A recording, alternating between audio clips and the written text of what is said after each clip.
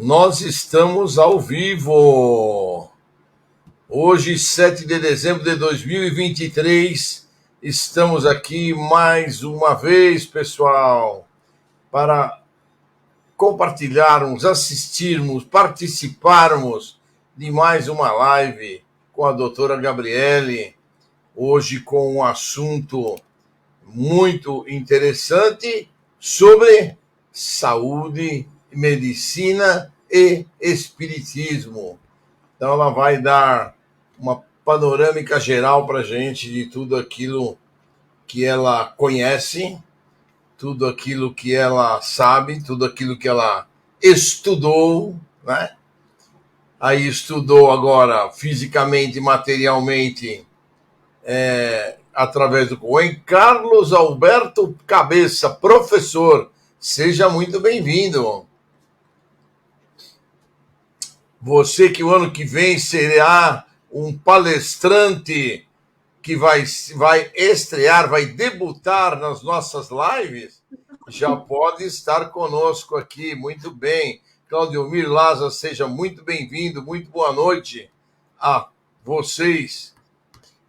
Hoje temos a honrosa presença do professor Carlos Cabeça, Claudiomir. É muito bom isso. Ele que vai debutar conosco como palestrante nas lives de domingo, ele já tá começando a se entrosar conosco. Seja bem-vindo, professor Carlos.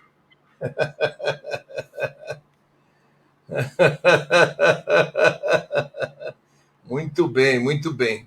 Bom, então vamos fazer a nossa prece de abertura e deixar a nossa doutora Gabriele fazer a parte dela, que é o que ela mais sabe fazer. Então vamos lá.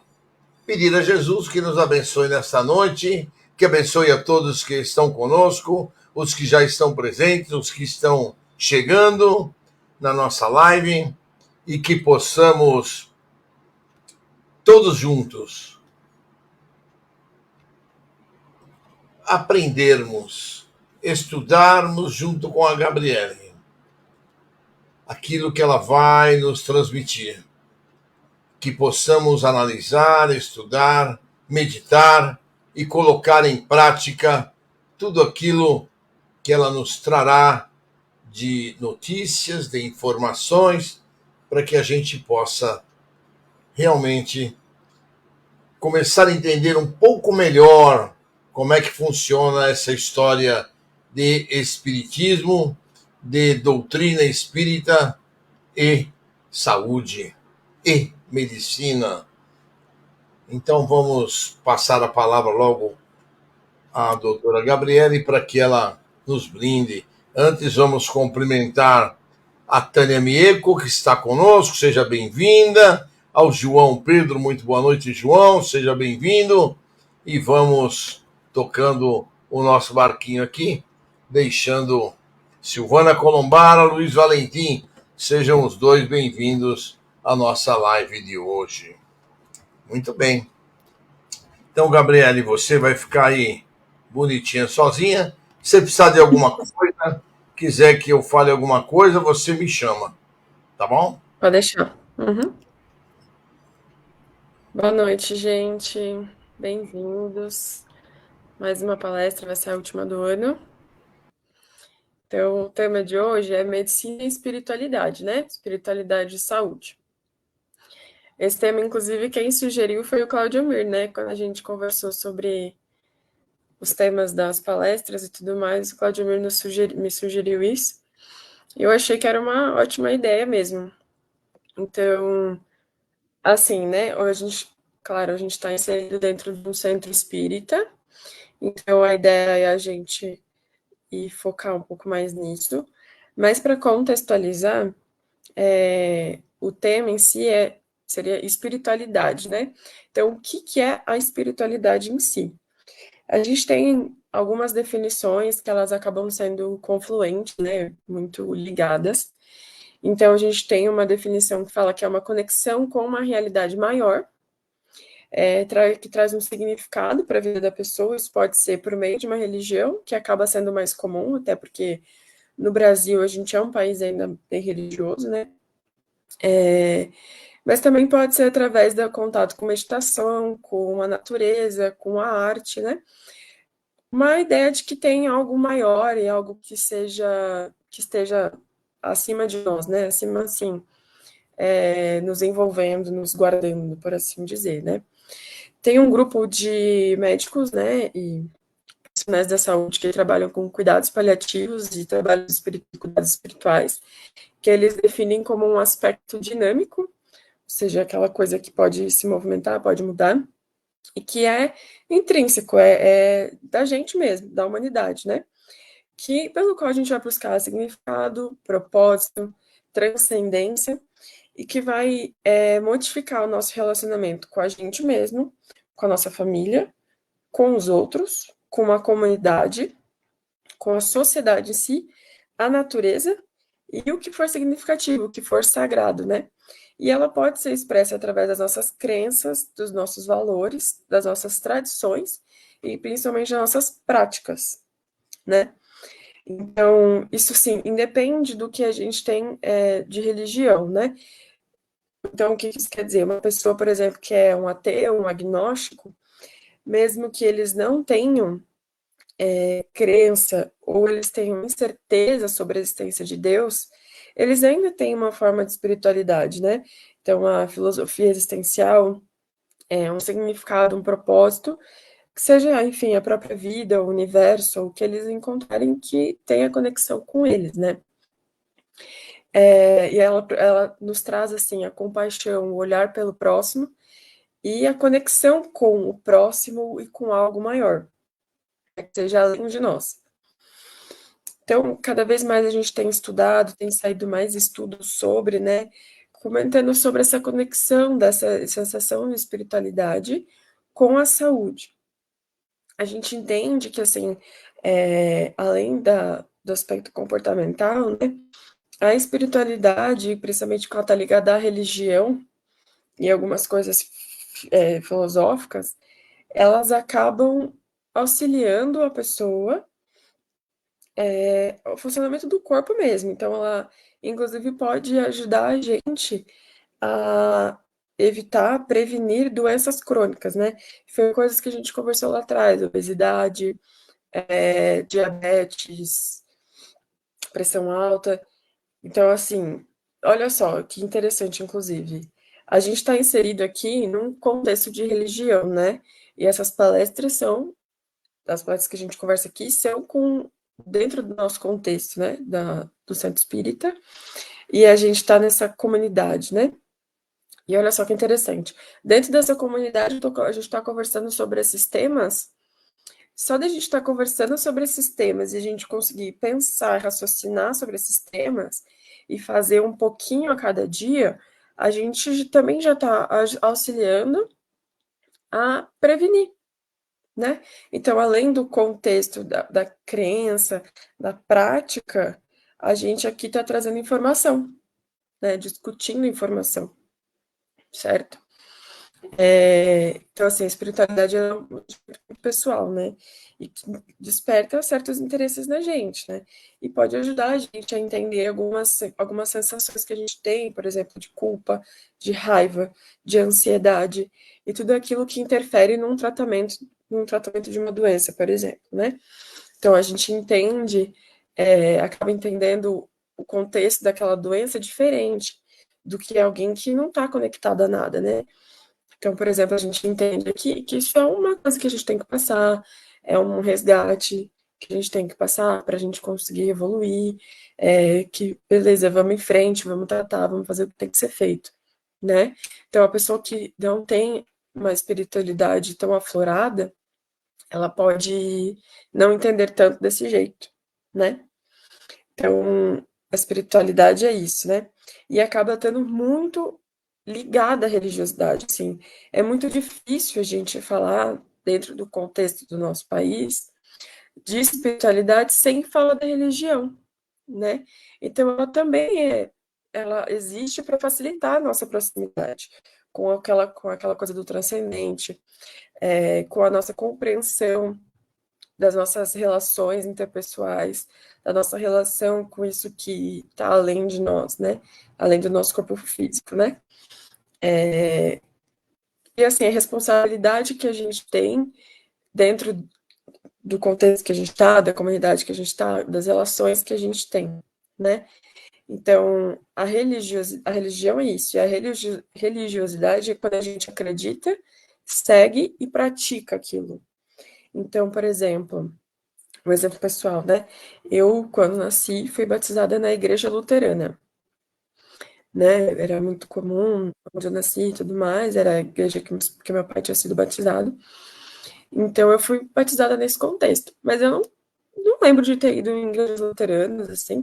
Eu lembro de ir algumas vezes no Natal para ver aquelas apresentações da igreja, mas não era uma coisa que eu seguia e praticava, ou era uma coisa, não era uma coisa conversada na minha casa com relação à religião em si. Agora, a gente está aqui conversando, a gente assiste, eu assisto as palestras, vou nos passes, faço o curso do Coen. Então, agora eu estou inserida, né? Tento, né?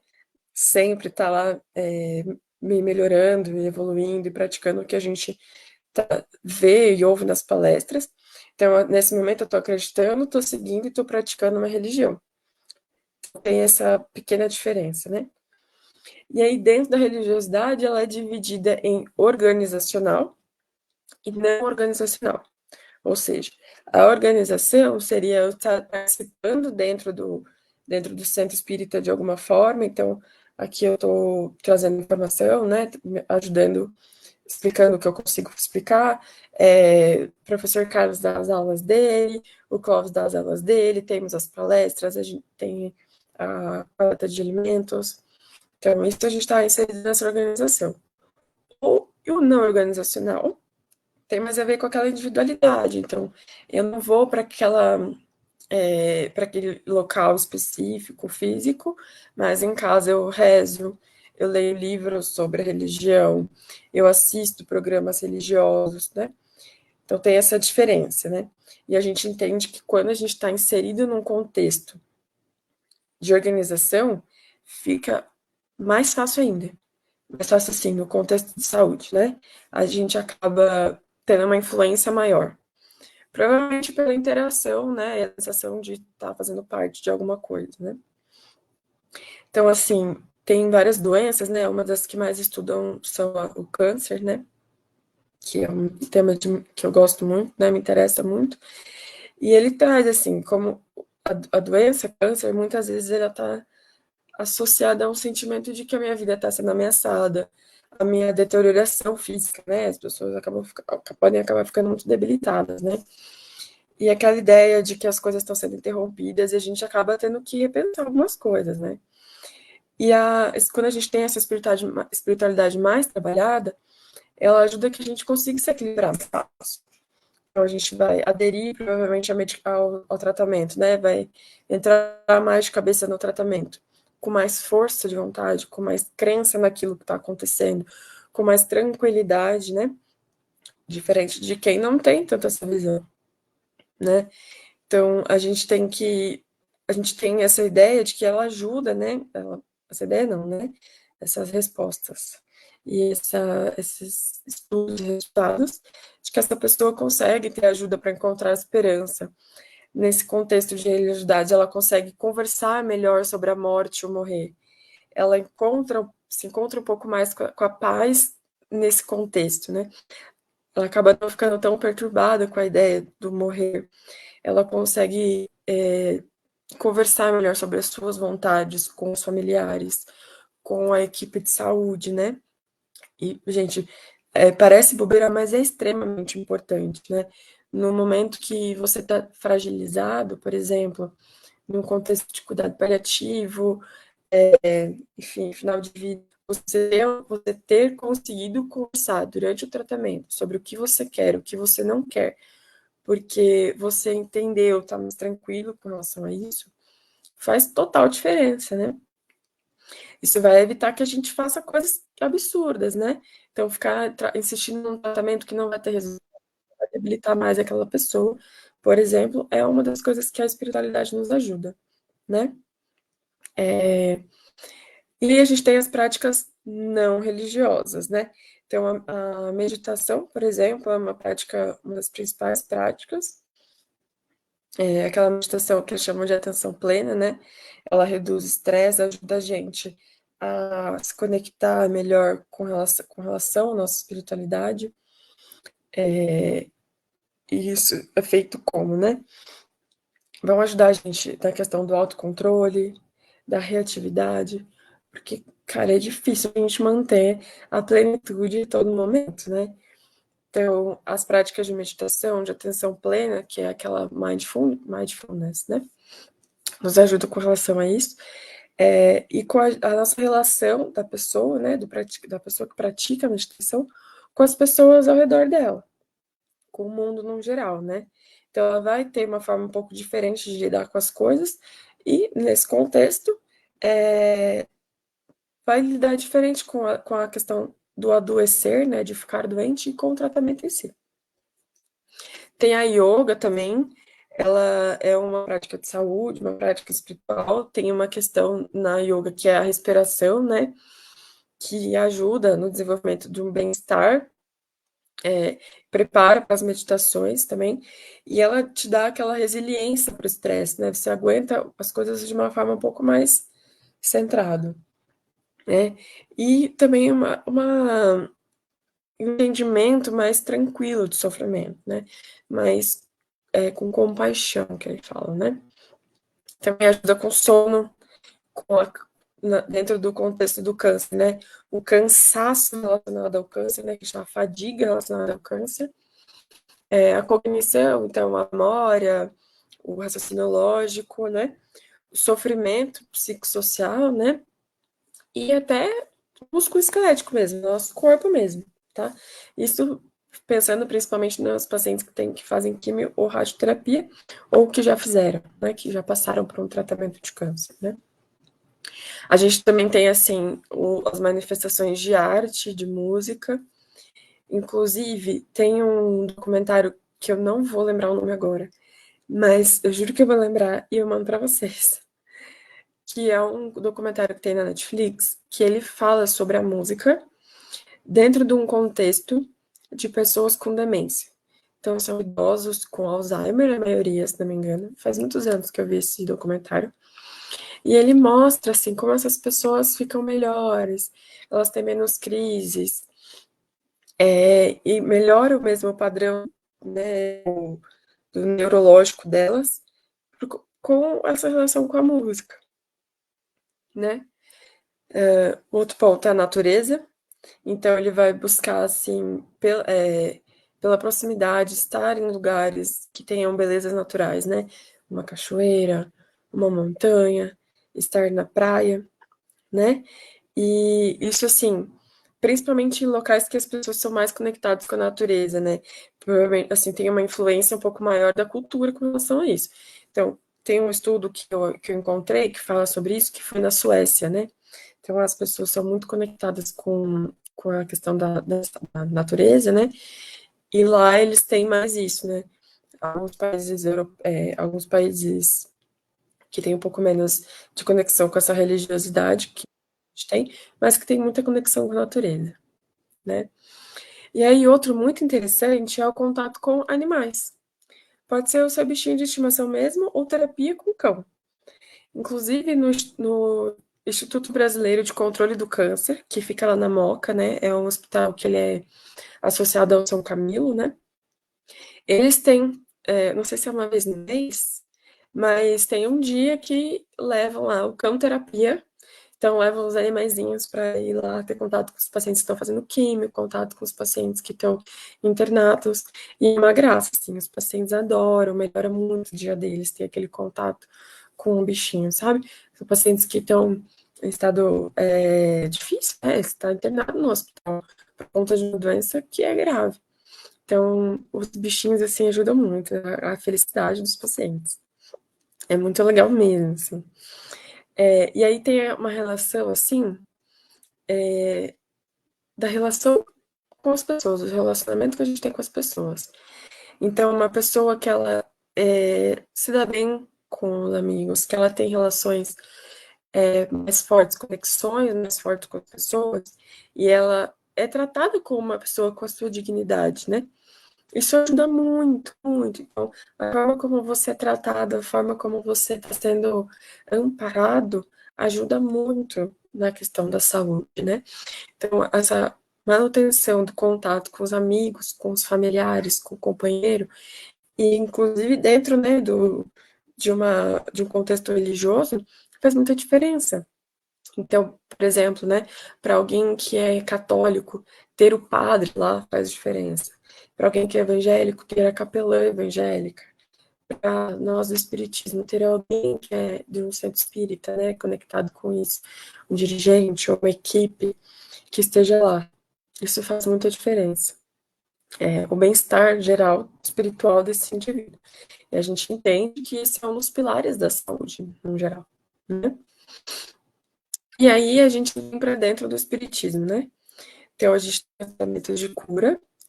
Clóvis, se eu falar alguma besteira, você me interrompa, tá? E pode e me corrige. E, enfim, Silvana, Carlos, Claudio Mir, fiquem à vontade, tá? Então, a gente tem a cromoterapia, né, que ela proporciona cura, alívio do paciente. O contexto que ela proporciona cura é quando nos for permitido pelo plano maior, pelo alto, né?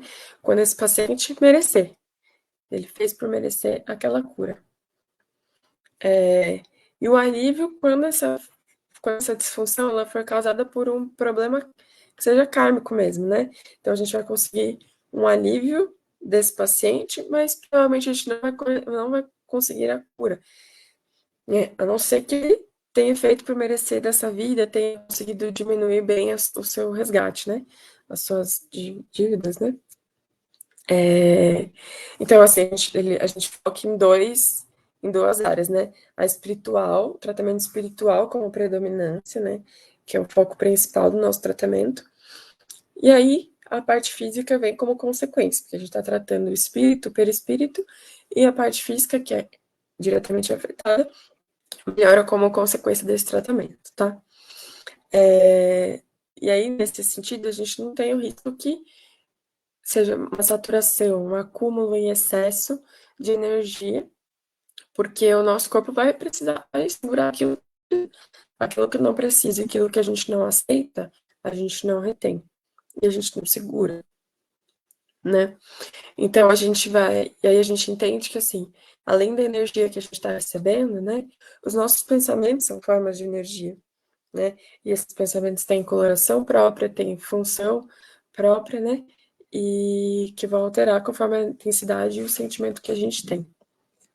Então, para que a gente consiga manter essa energia recebida, dirigida para a gente, né? Energia boa, e que a gente que a gente consiga se defender das energias que não são tão boas, por assim dizer, que pode vir, né, de qualquer lugar, a gente tem que estar sempre fazendo o nosso melhor para manter o nosso equilíbrio, né? O equilíbrio do nosso campo magnético, que é a nossa aura, que eu acho que é o nome que a maioria das pessoas conhece, né?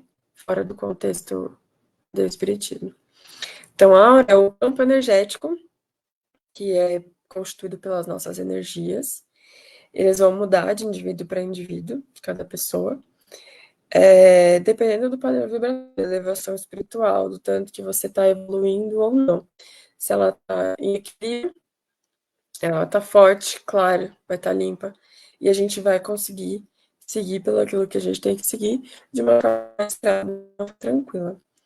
Agora, se ela está fraca, se ela está assim, debilitada, a gente vai passar uns perrengues para passar por aquilo que a gente precisa, né? Vai ficar um pouco mais difícil. Então, as nossas próprias vibrações negativas, elas atingem ainda mais a nossa aura, mais do que o que vem de fora. Desequilibra mais esse campo que a gente tem. E aí causa um descontrole emocional, descontrole espiritual, e a gente fica mais propenso, né? As coisas que, as energias que não são direcionadas, né? Que não são dirigidas aos obsessores e às doenças em si. E aí, como que esse tratamento é feito, né? Ele vem dirigido aos nossos centros de força, ou chakras, Então, a gente tem o frontal, aqui no meio da sobrancelha, o coronário, aqui na parte de cima da cabeça, o laríngeo, né, na laringe, na região da laringe, aqui no pescoço, o humeral nas costas, né, em cima do pulmão, o cardíaco no meio do coração, o gástrico aproximadamente aqui no nosso estômago. Para quem for da área da saúde, é fácil de gravar. Para mim, graças a Deus, foi tranquilo. O esplênico em cima do baço, que é um pouco na lateralizada do nosso estômago, né? Um pouco mais para baixo. E o básico, que é no final das nossas costas, na base da coluna vertebral, no finalzinho da nossa coluna lá embaixo. Certo? E aí a gente tem as cores que cada uma tem a sua função, né? Então a gente tem a cor vermelha, ela atua como um anti-inflamatório e ela desintegra energias e regenera. Ela atua principalmente na musculatura, nos tendões, nas articulações, no sistema nervoso, e aí ela pode ajudar ali aos rins, né? O fígado, a vesícula e a corrente sanguínea, né? O nosso sangue. O laranja, ele fortalece e recupera, também filtra os tipos de gorduras, né? Então, ele vai focar em fraturas, nos ossos, né? E na musculatura, e também na corrente sanguínea, então, colesterol e doenças infecto-contagiosas. O amarelo, ele é um reativador, ele é fortificante, é um tônico.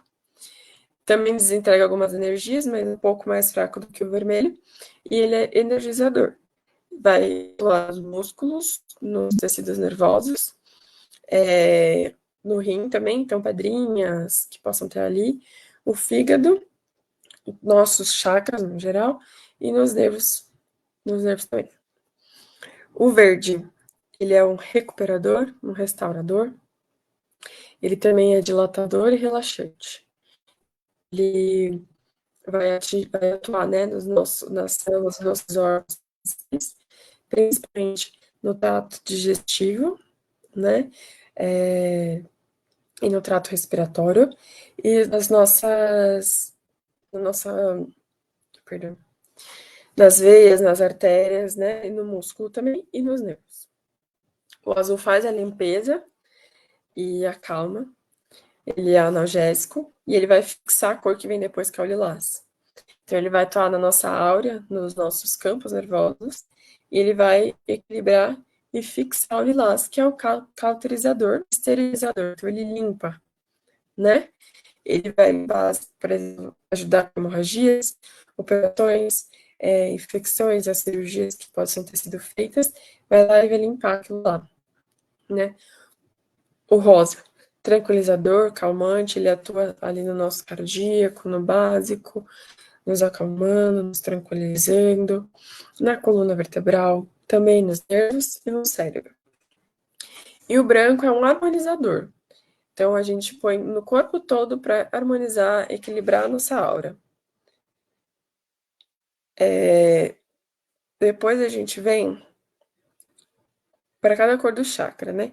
Então, o chakra humeral. Normalmente tem a cor azul, a cor verde. Só um minutinho. Cor azul e a cor verde. O coronário, o branco azulado. O frontal é um amarelo claro, um azul claro. O laríngeo vem mais para um azul mais esverdeado. O humeral costuma ser azul. O cardíaco é rosa, né? Tranquilizador ou amarelo. O esplênico também é rosa.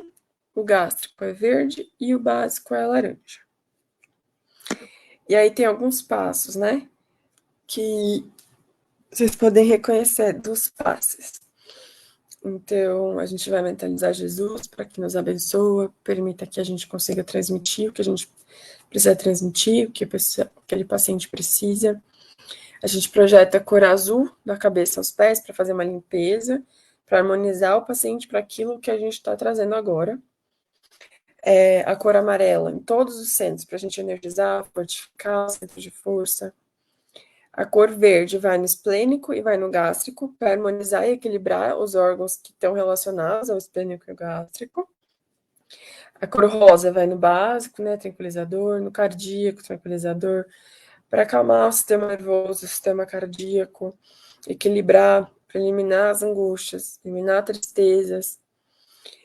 A gente faz o laranja no cardíaco depois, para aplicar, para filtrar a corrente sanguínea, então tratando, né, as doenças que possam haver no sangue, infecto-contagiosas ou de colesterol, enfim, e outras mais. Azul no frontal e no coronário, que organiza, equilibra, né, a nossa ligação com o plano espiritual. A cor branca aqui no humeral, limpar todas as cargas negativas que estão aqui, né, no nosso centro de força, e depois ele fixa a cor branca, para nos proteger daquilo que vier. E aí a gente vai envolver com as bênçãos de Deus, né? E aí a gente vem para o tratamento mais específico. Então, por exemplo, dores na articulação, na coluna, fibromialgia, artrose, né, nas juntas. A gente tem o vermelho, que é o anti-inflamatório. Depois a gente vai para o laranja, para fortalecimento. E o verde, para recuperação. Para depressão, para infecções, doenças do sangue. A gente vai vir com o lilás, que é o esterilizador. Daí, por exemplo, num caso de câncer, a gente vai deixar ele inteiro, né? Vai mentalizar ele ali e o plano maior, né? A espiritualidade vai focar naquele lugar que o paciente precisa. Se for uma gripe, uma pneumonia, a gente pode aplicar no laríngeo, porque ele está ali conectado com o nosso sistema respiratório, seja a boca, nariz, né? Até chegar nos alvéolos, que são a parte final dentro do pulmão. Em caso de doenças do sangue, a gente pode aplicar direto no cardíaco. E aí depois a gente vem com o verde, que é o recuperador. Quando são problemas do intestino, né, do trato gastrointestinal, a gente vem com o lilás para cauterizar possíveis úlceras, gastrites. Depois a gente vem com o verde para recuperar aquilo. Né? E vai sempre mentalizando a recuperação dessas funções, dessas lesões. Né? E aí, quando a gente está lidando com um caso de obsessão, a gente vai vir com o branco para uma limpeza, vai aplicar no humeral, como se fosse fazendo uma limpeza mesmo, tirando todo o fluido que precisa. Depois o branco a gente vai aplicar para fixar como proteção, né? Para impedir, para repelir a entrada da energia negativa. E aí, por último, a gente vai pedir para os nossos mentores, né, do plano maior, para retirar aqueles obsessores que ficaram ali e encaminhar eles para orientação e tratamento. Né? Então, essa é a forma como a gente consegue, a partir das práticas do espiritismo, promover cura ou alívio dentro do centro espírita para alguém que está passando por uma doença. Aí eu queria que o Clóvis contasse um pouquinho sobre as experiências do grupo samaritano, né? Com pacientes que estavam justamente em beira-leito. Eu queria contar uma história também. Tá bom. Né, no final da faculdade, fazia um estágio de oncologia no hospital particular. E o preceptor falou pra gente assim, olha, vocês vão entrar no quarto tal, tem o paciente fulano de tal, e ele tem uma doença assim, sabe, era um câncer de pâncreas, bem agressivo, ele tava ruim, assim, né, do ponto de vista de tratamento da doença, né. E eu tava já me preparando para entrar e sair de lá destruída. Falei, gente, eu vou ficar abaladíssima quando eu ver esse paciente, porque tá numa situação ruim. Eu pisei no quarto dele, eu me senti muito bem. Muito bem. Achei até estranho. Conversei com ele, aí eu perguntei se ele tinha alguma religião, ele falou que ele era espírita. Que ele trabalhava num centro espírita, inclusive. Ele me falou qual que era, não me recordo. Ele trabalhava nesse centro espírita, fazia alguns trabalhos de caridade, e que ele estava tranquilo com a doença dele e tudo mais. E eu realmente saí de lá abalada e realmente chorei lá dentro daquele quarto. Mas eu não chorei por estar mal, eu chorei de emoção, chorei, assim, de uma energia tão boa que estava lá dentro, da tranquilidade que aquele senhor estava, apesar da situação de saúde que ele estava, ele estava tão tranquilo que eu saí super bem de lá. Depois eu fiquei pensando, né? Falei, olha, realmente, como que como que essa ligação que a gente tem com a religião, com a espiritualidade faz diferença. Porque ele passava, assim, uma coisa tão boa pra gente, uma energia tão boa, que todo mundo saiu de lá bem. Foi muito legal. Bom, primeira coisa que a gente pode comentar sobre o tratamento espiritual e os tratamentos medicinais é que sempre a gente tem que lembrar para nós mesmos e lembrar aos pacientes que o tratamento espiritual não substitui o tratamento material físico. Então, isso é uma coisa importantíssima da gente lembrar, porque às vezes o paciente vai, bom, vou no centro espírita, eu estou sendo bem cuidado, eu não preciso ir mais no médico, não preciso mais tomar remédio, porque no centro espírita eu vou receber tudo. E não é assim que funciona, né? É importante que a gente vá ao centro espírita com com disciplina, toda semana, faça a nossa parte, nos preparemos para o trabalho que vem, concentrando lá dentro no trabalho que virá, mas muito importante que a gente mantenha o tratamento médico, as consultas médicas, tome os remédios indicados pelos médicos, para que uma coisa junte a outra e se some num tratamento global, né? Então isso é uma coisa muito importante que a gente não pode esquecer em hipótese alguma. Outra coisa que a gente tem que saber é que quando a gente vai num centro espírita para receber o tratamento, é importante a nossa atitude. A gente ir lá e ficar pensando no trabalho, no relatório que tem que entregar no dia seguinte, na briga que teve com o chefe, na discussão que teve com o colega de trabalho. Porque senão a gente fica mais preocupado com o que está fora do centro, a gente entra na sala de cromoterapia e não recebe absolutamente nada.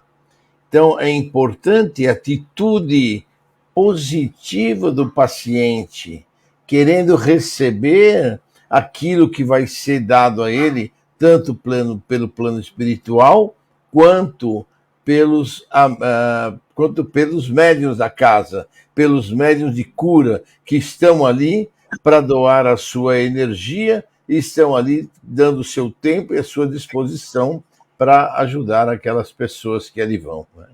Então, muito importante que a gente sempre lembre disso, né? Atitude da pessoa, independente de tudo, é fundamental para a obtenção do resultado.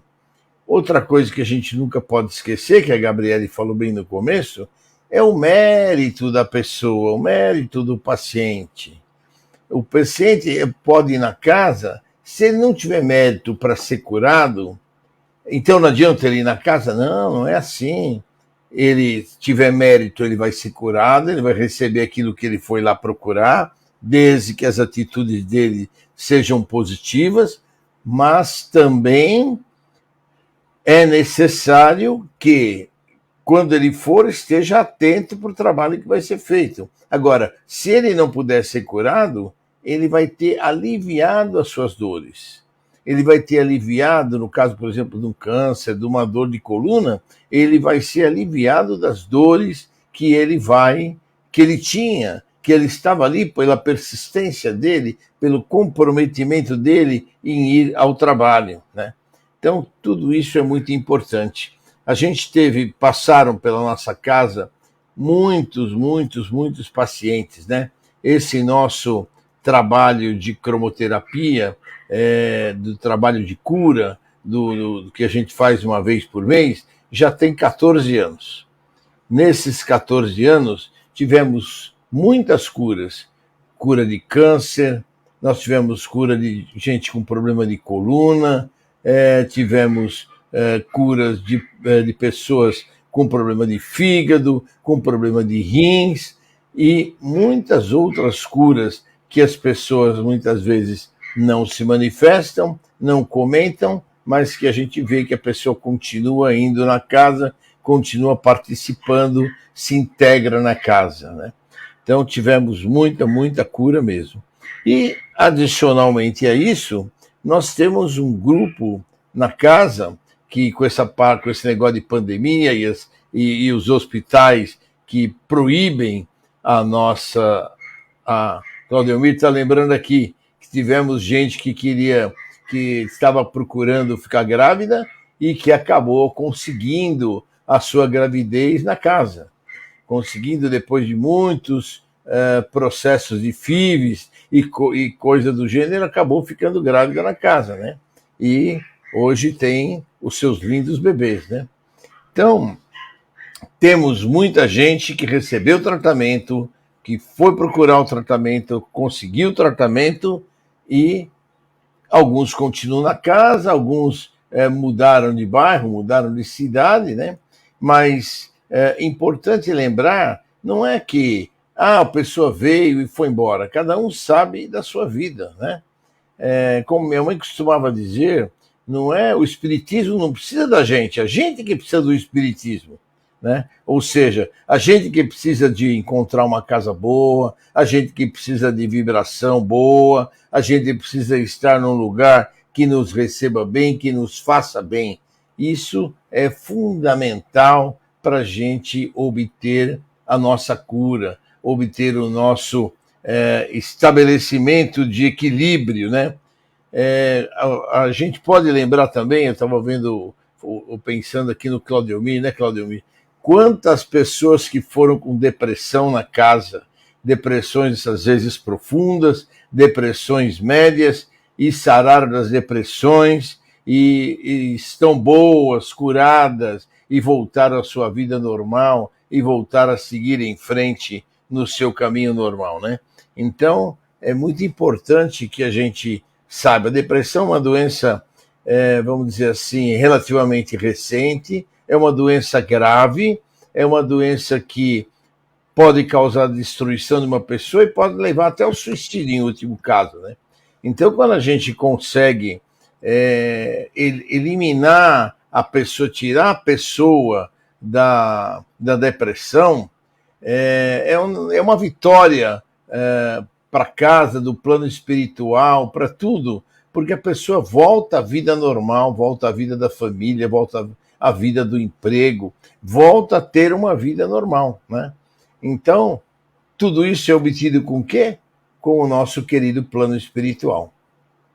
Plano espiritual que faz 95% das curas, nós damos a nossa pequena contribuição de 5%, mas que junta nos 100% para atingir o objetivo de curar a pessoa.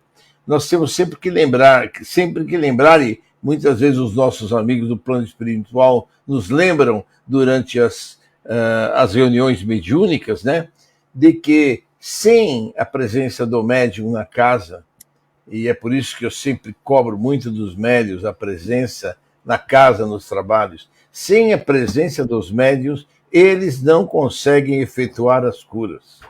Eles precisam do fluido magnético do médium para poder atuar no corpo físico das pessoas, para fazer as curas, para retirar tumores, para curar, cauterizar elementos que muitas vezes estão prejudicando as pessoas, né? E também fazem o efeito de retirar os obsessores de perto, levar os obsessores para serem tratados, para se encontrarem consigo mesmo, seguirem um novo caminho. Obviamente que por isso que a gente insiste no tema da assistirmos às palestras e participarmos das palestras, porque é com as palestras que a gente assiste é que a gente vai se conscientizar da necessidade da nossa reforma íntima. Cada tema que um palestrante vai falando ali é um pouquinho aqui, um puxãozinho de orelha aqui, um puxãozinho de orelha ali, de modo que, no final, a gente se conscientize de que há necessidade da nossa reforma íntima. Essa nossa reforma íntima é fundamental para que, junto com o plano espiritual, a gente consiga obter a cura do paciente e ele próprio conseguir a cura através da sua fé, através da sua reforma íntima, através do seu tratamento.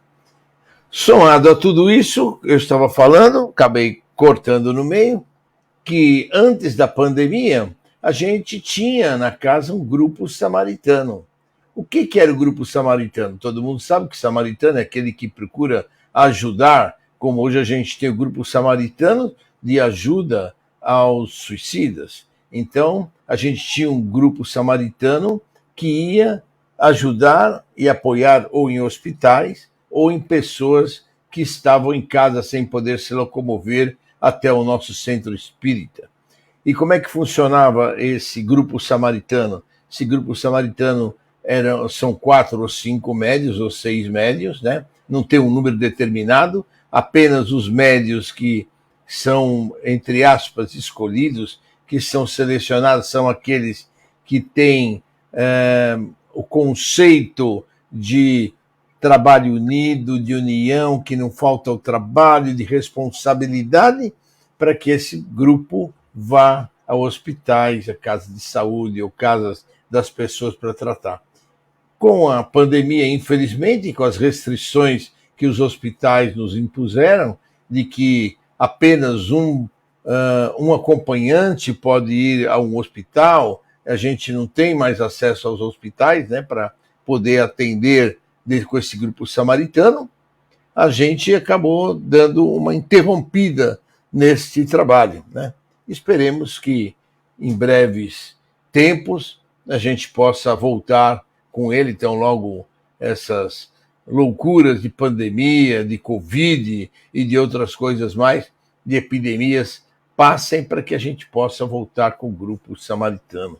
Eu tinha comentado com a Gabriele, um dos casos muito interessantes que a gente teve era o de um rapaz de 24 anos que estava internado na Beneficência Portuguesa e nós fizemos então um grupo, ele tinha câncer na cabeça, né? E nós fizemos um grupo samaritano para atendimento a ele, com 4 ou 5 médios da casa, e fomos durante várias vezes ao hospital, na Beneficência Portuguesa, atendê-lo, e com esse atendimento, ele acabou indo para casa. Ele acabou indo para casa. A mãe dele queria que ele fosse para casa passar o Natal e os médicos não consentiam. E depois ele teve uma boa melhora e acabou indo para casa. Passou Natal, Réveillon, mês de janeiro, fevereiro. E depois, acho que em março ou abril, ele desencarnou. Então, não foi só aquele último suspiro que a gente fala, né? Ele acabou indo para casa e convivendo, e a gente foi na casa dele durante alguns meses ainda, participando dentro desse grupo samaritano, ajudar a dar o passe, a cromoterapia de cura para mantê-lo com energias. E depois, quando ele desencarnou, nós tivemos o prazer de recebê-lo numa das nossas sessões de desobsessão. Ele veio falar para mim: poxa, você não me conhece mais?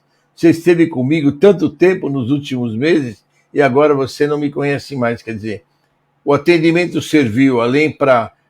não conseguimos curá-lo do câncer cerebral, que era um negócio muito grave, mas ele teve um alívio, teve uma redução das dores, uma sensível melhora que permitiu que ele fosse para casa, e logo após o desencarne, alguns meses depois, ele já tinha condição de vir dar comunicação, ou seja, ele teve condição de ser ajudado pelos amigos do plano espiritual, né? Então nós podemos dizer que esse realmente foi um trabalho assim conjunto, né, do plano espiritual e dos médiuns curadores da casa, de maravilha, para a gente ficar contente, né? A gente ficar feliz de ter conseguido um resultado desse com o rapaz, né? E assim, vários outros que a gente fez também. Não vamos ficar aqui relembrando todos, né? mas esse foi um dos que mais me marcou na nossa convivência no grupo samaritano. Gabriele, quer comentar mais alguma coisa? Não, acho que não. Muito legal essa história. É uma história comovente, né? Uma história maravilhosa. A mãe dele, a avó dele, toda vez que encontrava com eles, a mãe era a avó, a irmã e a avó eram de um amigo meu, né? A irmã era irmã e a avó era a mãe de um amigo meu. E a gente, toda vez que se encontrava depois, se lembravam do caso e comentavam do caso. Tá bom? Mas é isso aí. Espero que todos tenham gostado da palestra da Gabriele. E a gente fez só uma pontinha aqui, conforme ela mesmo pediu aí, para contar esse caso aí que a gente comentou e ela achou interessante. E agora vamos fazer a nossa prece de encerramento para encerrarmos com chave de ouro a nossa palestra de hoje.